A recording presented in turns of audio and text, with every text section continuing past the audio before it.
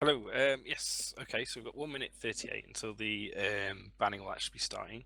On the red hand side, it will be Team Phalanx, captained by Okubomo. They are a group from Thera. Bikini Boys, I think, is their tranquility name. I've forgotten. Satonia, you remind me. Bikini Bottom Ultras or something like That was that. it. Um, Yeah, and banning for the blue team will be, I think we've got a standing captain tonight, but it's Team Charlatans. I believe his name is Ski Score. So they've also got different strategies they'll be picking because of the order that the ships come out. There's definitely different strategies you need for red side and blue side. So hopefully they've both got one prepared. So I'm just going to look at the stats for last week. Phalanx last week they banned Agora, Scythe, Raven. So they were obviously pushing for the Execra pick. As the blue team, you get the first pick of the cruiser. So if you get to pick that Execra, that's going to give you a huge boost. It's a super strong ship, and we've seen it banned a lot so far. Yeah, it's interesting. Both Charlatans and Phalanx have only played one match. I believe they're going to be playing two matches each. Two matches today. Uh, Unfortunately, Charlatans lost their first match, but Phalanx was the only team to get a dominating victory in the minor league. So if Phalanx wins this match, I think they're going to secure their position in the table as one of the one of the top leaders of the minor league. Yeah, they will. And Charlatans really need that win to get off the bottom of the table. So the team captains now will be starting, and they are pretty quick off the mark there. They get 45 seconds per pick, but the red team hasn't hesitated. They banned Blackbird for their first ban, which is a curious first ban. Well, I And mean, if you thought Charlatans. Blackbird was a weird first ban, Rogue banned by Charlatans. Yeah, I think Charlton's probably watched that match. The other team pulled out a crazy Caldari rock setup, which I think just kind of shifted the meta a little bit at the end of the Major League last week, which is probably why Rock is suddenly in the mix, having not been before. Phalanx responding with an Oracle ban, which is again is curious. This means Phalanx have left Executor on the table, and Charlton's banned out Agora, so Charlton's potentially here got a very strong armor setup with the bands on the table. Yes, so Charlatans, as the blue team, they do get the first cruiser pick, so they can pick into the Exca if they want. Looks like Phalanx is going shield. That way, they get to choose either the Scythe or the Osprey if Charlatans does decide they want to go shield too. Yeah, Charlatans are they've definitely they're locking in the armor meta by picking the Punisher. It's a super tanky tackle frigate that's got by far the biggest hit points for a frigate. It's not the fastest, but it's got tackle. It's got a little bit of damage, but its huge advantage is that it's a very tanky ship. They followed up with an Algos pick, which again has been very popular in the destroyer slot. The picture is missing there because apparently there's a problem with the CSP image servers, but it usually works. So the Algos is often used has his tech to rep bots has been popular so far because it has a full suite of bot drones which can help to keep the Punisher alive and keep the logistics ship alive. So going pretty rapidly here. Stony Veen catches up. Yeah, extra picked for Charlatans is what you would expect. Actually, it's interesting to see the Scythe picked actually for Team Phalanx. Not we've seen most teams go for the Osprey if both the Scythe and the Osprey are unavailable. Yeah, I think so far we've only seen the Scythe. We've seen the Scythe banned once. I'm just looking at my stat sheet here. I don't think we've seen it. We've seen the Scythe banned once in the Major League, but not picked at all in any match at all. So it's curious that they've gone for the Scythe over the Osprey. They're obviously really confident in their kiting skills here, I think. Charlton's locking in the Executor, obviously to give themselves that strong armor core, and banning out the Raven. Obviously, the Raven is going to be the strongest kiting missile ship. Well, I mean, they have the Vigil, so it seems pretty obvious that's what they would probably want to do. APOC banned for Phalanx, that seems pretty reasonable. With Oracle and APOC banned, I think Charlatans will probably go for maybe Harbinger and Abaddon here. just to get like the drone bait. Like the good thing about the Harbinger and the Abaddon is they're very tanky. They have really good range, and then they also have like huge drone bays as well with backup, so they can put rep bots and everything. And there we go. That was the Harbinger pick that we just talked about. Yeah, definitely. And it's a nice mix. Harbinger has the pulse lasers, medium pulse lasers, which have excellent tracking, and that synergizes as well with the Abaddon's beam lasers, which can cover just anything in the arena.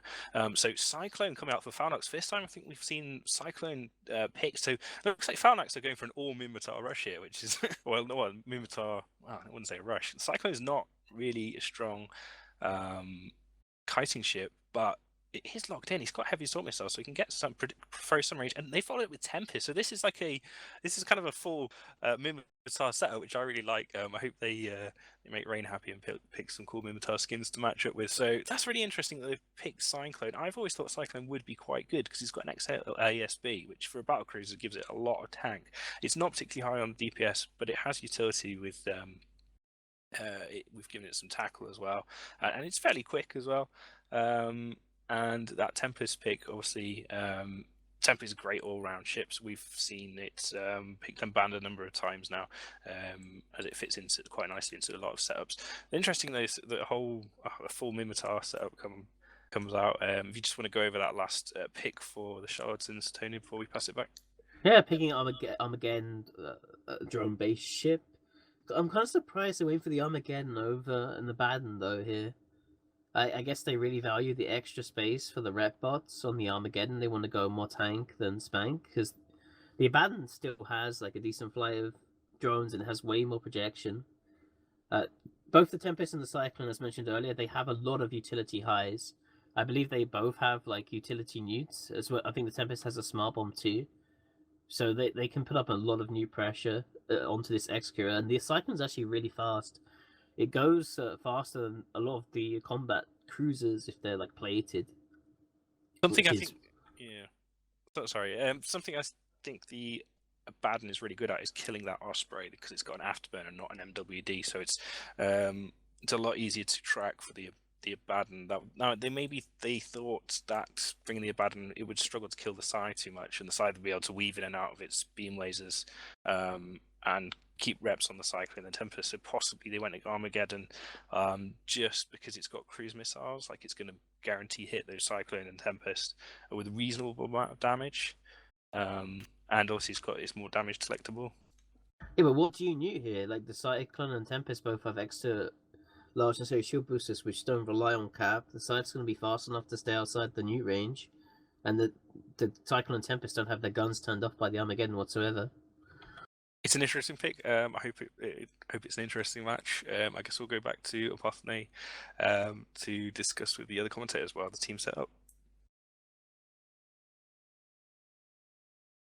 Awesome. So let's hand this over to some of the other commentators here. Mr. Chesser, what do you think of the drafts here? Has either team come out with a particular advantage in your mind, or do you think it's pretty even in terms of the drafting stage? I really like Phalanx here. They were forced immediately into Shield. They understood that banning the Oracle and the APOC are paramount to their victory. They knew they were not getting the pick of the Logi, so they didn't even really go there, basically allowing Charlatans to pick up the Executor, and they knew that. Charlatans banning Raven, which it was an interesting choice for me. I don't think I would have banned the Raven when I saw a comp like this, but I mean, it's not terrible.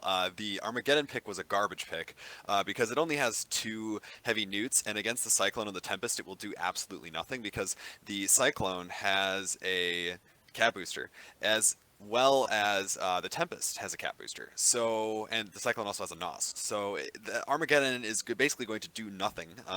This Mimitar team doesn't need any cap to run any of its guns or any of its tank because the Tempest and the Cyclone both have XL ASBs. This is the first time a Scythe pick has been used though, so this is like a double invuln, like massive cap regen Scythe. It's going to be fast.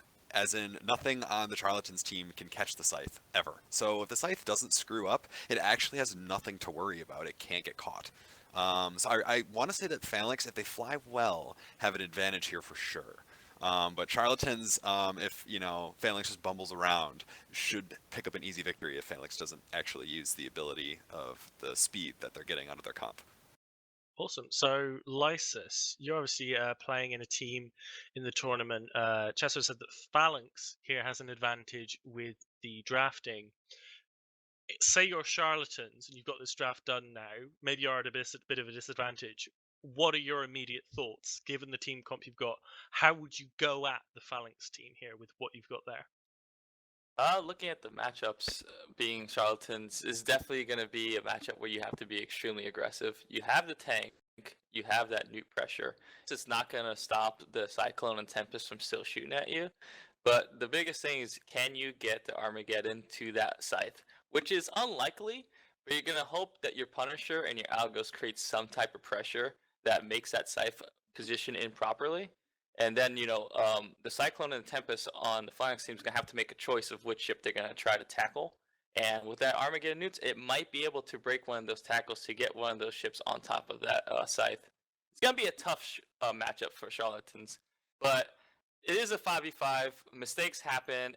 And even though their chances are low, if they're aggressive here, I feel that they can pull out a win.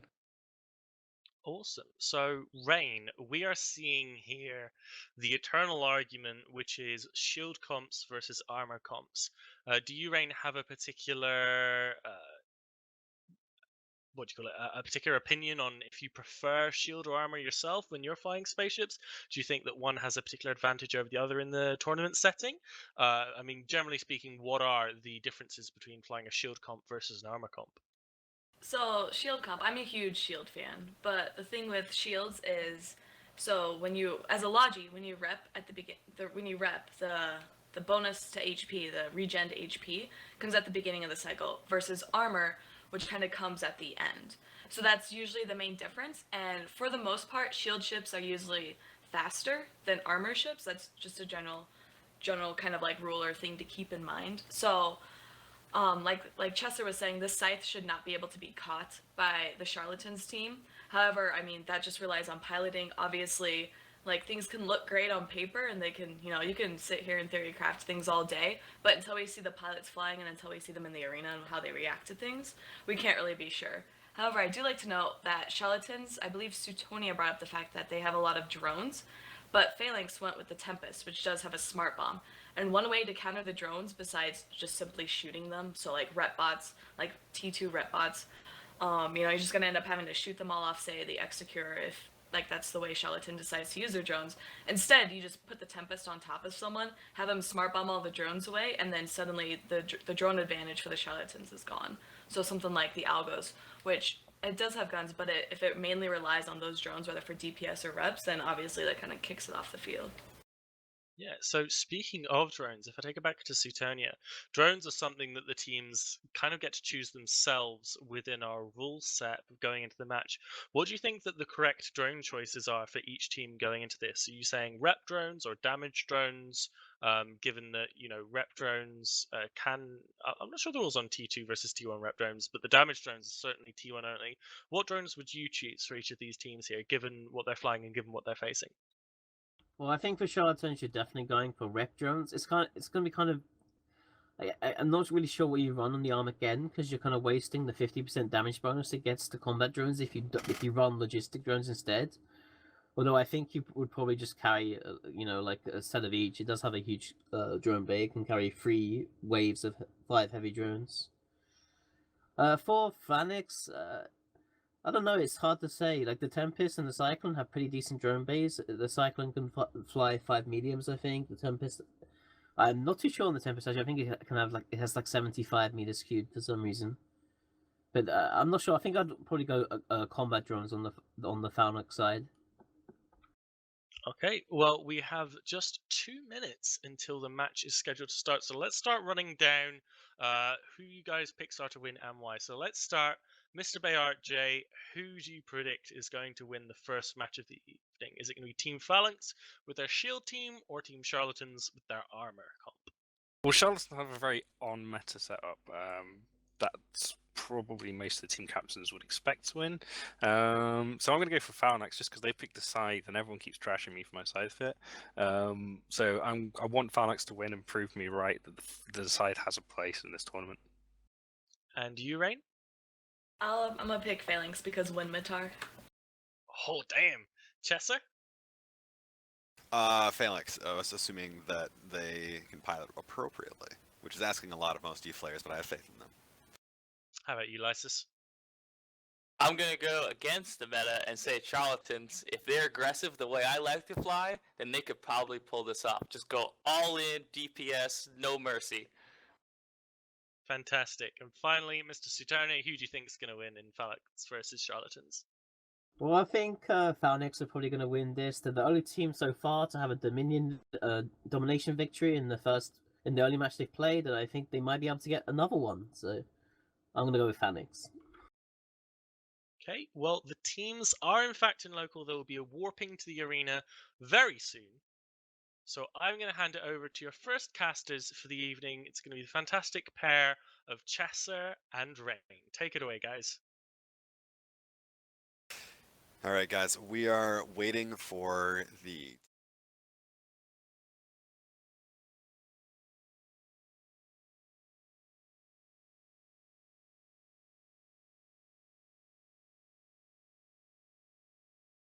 and I know for a fact our big fuzzy bear, Lisa Randolph, made the comment that the major league teams would take not T1 tackle frigates, but T1 disruption frigates. And I think that that's a big distinction to make here, because when you see a team that picks a Punisher straight off the bat, I'm already starting to question how deep their understanding of the meta is. Do you agree so much, Rain, or do you really think that those webs and scrams off those T1 frigates are actually useful in these 5-man setups? So I think this is probably not the best answer, but I think it depends. So maybe we're something like the Scythe. So in this situation, a Punisher running down and tackling a Scythe, I'm not sure if the Punisher would be able to, but something to consider along those lines. And obviously when you pick these frigates first, you kind of have to guess what's going on afterwards. So a lot of times, like usually people want to see that E-War. The E-War is always good. So like the Vigil being able to target paint is super good for any team. But at the same time, it's almost better sometimes to have like the scram web to be able to like just pin an enemy ship down, so that way they can't either chase your team or you can screen with them, or that way you can kind of pin the enemy down and then eventually start to kill it and whatnot. I don't think you're wrong. The scram web would be great. However, I think that the majority of our T1 tackle frigates, the Punisher in particular, does not have a scram. It only has a web. So even webbed, a heated Scythe is pushing, you know, I would say close to 2K or maybe even close, because I know it can go 3K heated, no problem. So it's going to be quick. Right now, since the teams are finally warped in here, we're going to have our countdown very, very shortly. Let me just introduce again Team Phalanx, who all have warped in at range in their Mimitar setup. We have the... So, how about we give it a splash over, so that way we can go and the audience can actually see the teams as well. Oh, Twitch chat has not caught up. I'm so terrible. I'm sorry, Twitch. Please forgive me. Now that you guys will actually be able to see, we have Phalanx warping in all at range 50 from the beacon. Tempest battle cruiser is the Cyclone with Scythe, Talwar, and Vigil. Rain, what have the other team brought? So Charlatans brought the Armageddon, Harbinger, Execura, Algos, and Punisher, and they warped in all at 30 with the Execura warping in at 50 from the arena. Yeah, you know, these are kind of warp-ins that I would expect from both teams, and I think that they're smart warp-ins. I don't see anything wrong here. The only thing that I see as an issue with the Exquire not warping in, I think that was stupid for the Exquire not to warp in with the group, because now when the Harbinger and the Punisher are basically going to be ramming the Scythe or attempting to get into range, they're going to more quickly get into fall-off and possibly out of the Executor's range. Executor only has an AB, so it can easily be outpaced by the NWD ships, so they need to be careful, because with the target painter from the Vigil, and the amount of alpha that a Talwar, Tempest, and Cyclone can bring, Punisher's going to need to be careful. Well, if you notice, they warped in at a 90-degree angle, and the match has actually started, so they are a lot closer than if they were at 180 degrees. Ooh, Curator is being dropped from the Armageddon. That's very interesting, actually. We'll see if they can if they can do some damage to the Scythe here. The entire Mimitar team is just burning straight away. It looks like their primary is a Cyclone. Punisher taking a slight bit of damage, but nothing serious so far. Yep, and they have the medium armor rep bots already on the Scythe, because they know that's probably going to be primary. Punisher taking damage, but holding the Executor is keeping up with him. So this is interesting. Both teams just kind of sitting around and looking at each other, assessing the situation. Acolyte 1's being finally pulled back here, but I think it's very smart for the Phalanx team, and this is actually making me really happy that they're going with T2 rep bots, because with the double invuln on the scythe, reps are going to be very, very helpful to making sure that its tank stays together. Right now, it seems that we have the Phalanx team balling up and waiting. Charlatans are sending out their Harbinger, which should be expected, but kind of a slow start to this match. Yeah, it doesn't look like anyone's taking too much damage. They seem to be kind of poking at each other, really. Yeah, right now we have Ishwa getting a little bit too close in his Tall War to the Harbinger, taking a little bit of damage here, but easily wrapped up by the Scythe. Like you were saying earlier in your analysis of the teams, having that shield HP rep land at the start of the cycle is very powerful when trying to save smaller ships. Yeah, for sure. And I know it doesn't look like they're attacking the Punisher or the Algos anymore. Phalanx seems to be priming the Harbinger, which is piloted by the notorious Rick Javix, by the way. And yeah, Algos getting a bit closer. This might be a positional outplay from him. He's actually making a big mistake here. If the Tempest and the Talwar would switch on this Algos, I think it'd be in big trouble. Looks like they are now. Excellent target calling. Kaboom and the Scythe really keeping up the entire side of the Phalanx team up nicely. But Grookshank in the Cyclone going in, looks like he's trying to commit, taking a lot of damage. I wonder if he can tank. Yeah, it looks like these battle cruisers are going after each other, and this Algos just like dropping super fast as he burns straight away. He has medium armor rep bots, but I don't know if they'll hold along with the Logi reps. Yeah, now he's right on top of the X-Square, so he should be okay, but wow, that was actually very close. That was that alpha I was talking about, just being able to punch through the reps like that. Looks like the Punisher is finally getting engaged in on Grookshanks in the Cyclone. Cyclone seems to be holding now, starting as XLASB, but you know what, I want to say this is misplay. I'm really curious as to why they just went in with the Cyclone first. The Tempest has a better tank, so it's interesting they did this. Cyclone's completely held down, Geddon Newt's on top of it. The entire Charlatans team is just sitting on top of Cyclone, which is tanking. Rick Javix taking very slow and measured damage in his Harbinger, but I think this was a huge mistake by Phalanx. I don't know what they're doing. I mean, I think they tried to bait and it's kind of backfiring. But if they can trade the Cyclone for the Harbinger, it might be okay. But it does not look like the Cyclone is holding at all, even with reps and self tank. Man, I gotta say, Jose really composed, getting newts on Kaboom. Ooh. Man, Cyclone down, Harbinger still in low armor, now bleeding a little bit of structure, but without that Cyclone DPS, I don't know if they're going to be able to break him underneath the X-Square. This is a complete misplay by Phalanx. I'm so disappointed in them right now. Yeah, now like Slices was talking about, Charlatans is kind of rushing in and just kind of, you can see their little Punisher going around, trying to get a tackle on that tower, trying to get a tackle on probably Talwar is actually webbed by Punisher, which pretty much is inexcusable. Talwar should be at range. It has very long range with its light missiles. Rick Javix completely safe, and at this point, I want to say that the game's looking pretty comfortably in Charlatan's hands. I don't understand what Phalanx was thinking leading in with the Cyclone like that. They could easily have broken and picked apart the team with their superior speed instead of just ramming the Cyclone basically essentially right into the Harbinger. So if you watch, this Tempest, the Phalanx Tempest is actually burning directly for this Executor. And you can see him, I think he has like newts on him right now, and so yeah. he somehow snuck past everyone. Talwar down. Yeah, but it's not gonna matter at this point because Kaboom is just getting neuted to hell and back. He does not have a cap booster, NWD only. Harbinger finally dead. Tempest killed it. Tempest really needs to get that X-Square out of the way right now, and it's gonna be Tempest X-Square versus, hopefully if he can kill the X-Square quickly, Armageddon with this support wing, which I actually kind of like that. Hopefully they might be able to go for a win here if the Tempest can kill the Punisher and the Algos and keep the Vigil alive, but that's asking a lot because he's very bad at transversal matching, getting his grappler onto the X-Square and applying damage, which again shouldn't happen because the Tempest is MWD fit, the X-Square is AB fit, Tempest is faster. Took him a long time to react to that, and now he's going to get run down and killed. I'm extremely disappointed with Phalanx.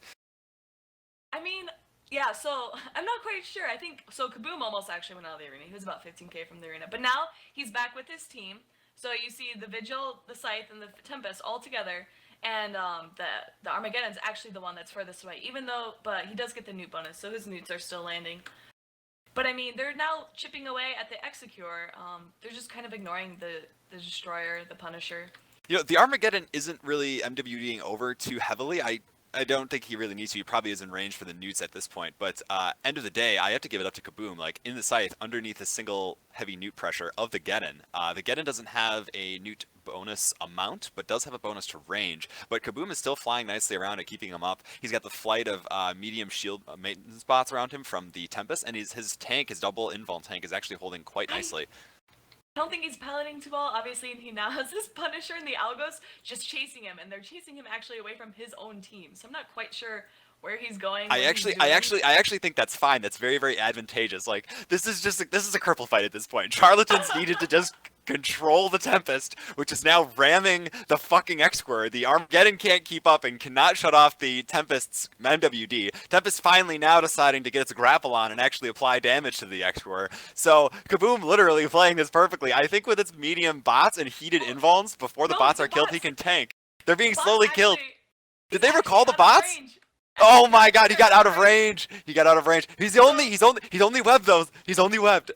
He can burn back.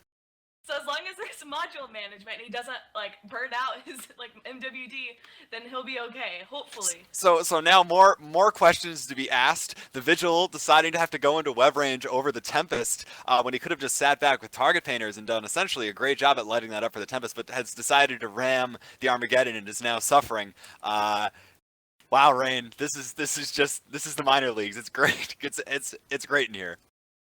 Yeah, I'm not really sure what's going on. So these medium rep bots are now back with the Tempest. I'm assuming since the Scythe went out of range, he's gonna use them on the Vigil, but now he can't.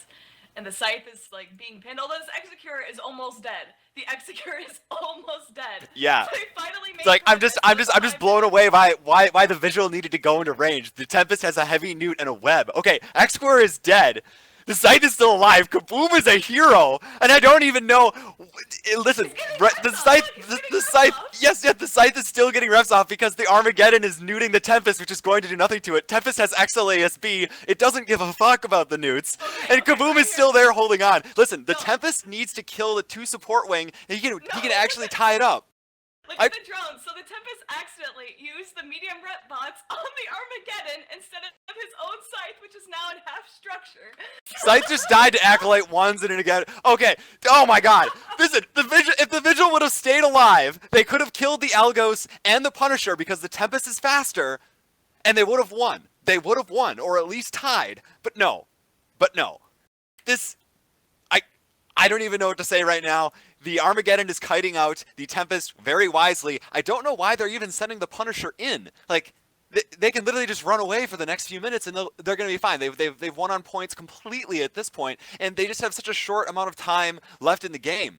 So as you say that, this Punisher turns immediately around. I think he might be, I don't know, I want to say he might be shooting these drones, but the drones aren't really piloted by anyone anymore.